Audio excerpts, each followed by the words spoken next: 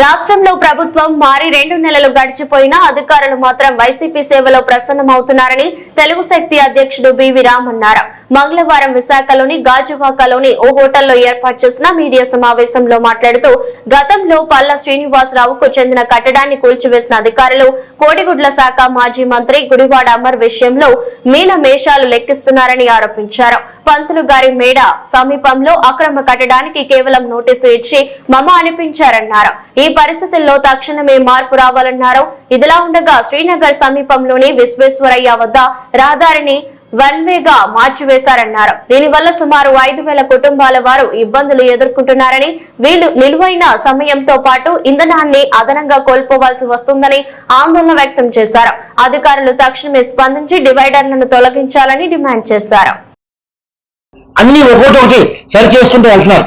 Different గా చంద్రబాబు ఇచ్చిన హామీ ప్రకారం అన్ని నెరవేరుస్తాయి. ఏ హామీ తప్పకుండా మనం చేస్తున్నాం. ఈ రోజు గాజువాకలో ప్రధాన సమస్య మనం చూసే విశ్వేశ్వరనగర్ డీమార్ట్ దగ్గర సర్వీస్ రోడ్ ని పూర్తిగా బ్లాక్ చేశారు. మరి నాకు అర్థం కావట్లేదు. గత ప్రభుత్వం చేసిందంటే అర్థం ఉంది, అది ప్రజా దుర్మార్గ ప్రభుత్వం. మరి ఇది ప్రజల ప్రభుత్వంలో కూడా ఇంకా అధికారులు ఇంకా ముందులోకి ప్రదర్శిస్తున్నారంటే దీని నిదర్శనం ఏంటో అడుగుతున్నాను. నేను రేపు సాయంకాలం లోకేష్ గారు విశాఖ పర్యటనకు వచ్చి లోపల అవి ఏవైతే బాల్కనీలు పెట్టారో అవి తొలగించాల్సి డిమాండ్ చేస్తాను. లేని పక్షంలో రేపు 30వ తారీఖుని ఉదయం 10:30కి ప్రజల ఆగ్రహంతో ధర్నా చేయబోతున్నాం. డెఫినెట్ గా తొలగించి ఆ ప్రాంతం చేయబోతున్నాను. నేను ఎవరికీ భయపడను. ఇది ప్రజా ప్రభుత్వం. ప్రజలు ఇబ్బంది పడితే ఒక అన్నగా, తమ్ముడుగా, కొడుకుగా, మనోడుగా, మీ వాడుగా, మీ ఇంటి వాడిగా వస్తాను తప్ప అది ఎంత ఐ డోంట్ కేర్. ఇది చంద్రబాబు నాకు ఇచ్చిన ధైర్యం, నమ్మకం. డెఫినెట్ గా మంచి కోసం ప్రభుత్వం పోరాడుతుంది తప్ప ఇవాళ అధికారులు ఇంకా ప్రభుత్వం మారినా సరే వాళ్ళ మైండ్ సెట్ ఇంకా మారాలని చెప్పి కోరుతున్నారు. మనం గతంలో చూసాం, పల్లా శ్రీనివాస్ గారి కాంప్లెక్స్ ఏదో దాన్ని కట్టారని పర్మిషన్ కట్టారని చెప్పి చాలా ఉదాహరణ తొలగించిన యంత్రాంగం మరి మాజీ కోర్టు శాఖ మంత్రి అమర్నాథ్ విషయంలో ఎందుకు ఉదాసీన వ్యవస్థ ప్రశ్నిస్తున్నారు. ఇప్పటికే నోటీస్ ఇచ్చి దగ్గర 50 రోజులు దాటిపోయింది. ఇప్పుడు దాకా ఎటువంటి యాక్షన్ లేదు.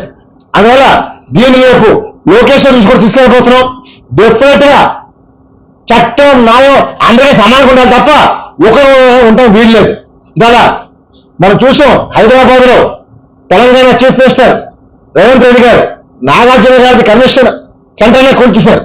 అందువల్ల తప్పు చేసే ఎవరైనా సరే, ఏ పార్టీ అయినా సరే న్యాయం సమానం తెలియాలి. అదే మేము ఒకటే డిమాండ్ చేస్తాం, అమర్నాథ్ కాంప్లెక్స్ ని కోల్చాలని డిమాండ్ చేస్తాం. ఎందుకంటే అలాంటి నైవంచుకుడు టీడీపీలో భిక్ష పెట్టారు. నాడు చంద్రబాబు గారు పోసి పెంచిన అలాంటి పాము కాజానికి వస్తుంది. సో అలాంటి పాముని పూర్తిగా తొక్కారని నా కొడుక్కి బుద్ధి చేస్తారని చెప్పి పిలిపిస్తుంది. ఈ రాష్ట్రం కోసం, ఈ దేశం కోసం చంద్రబాబు తాపత్ర పడతారు తప్ప తన ఎజెండా ఎప్పుడు స్వార్థపూర్తి ఎజెండా కాదు, ప్రజా సంక్షేమ ఎజెండా. ఈ ఎజెండా ప్రకారం ఒకటే లోకేష్ వచ్చినప్పుడు రెడ్ బుక్ ప్రకారం ప్రతి ఒక్కరికి తక్కువ శిక్ష పడుతుంది. ఈ ప్రభుత్వంలోనే శిక్ష పడుతుంది తప్ప ఏదో చూస్తూ ఉండరు. సో డెఫినెట్ గా రెడ్ బుక్ లోకేష్ గారు రేపు విశాఖపట్నంలో నేను ఒకటే కోరుతాను, అమ్మ చీమలు కొడుతున్నారు. ఆ నాందేదో ఈ విశాఖపట్నం ఏవైతే కబ్జా చేశారో ఇక్కడ నాకు పిలిపిస్తాను.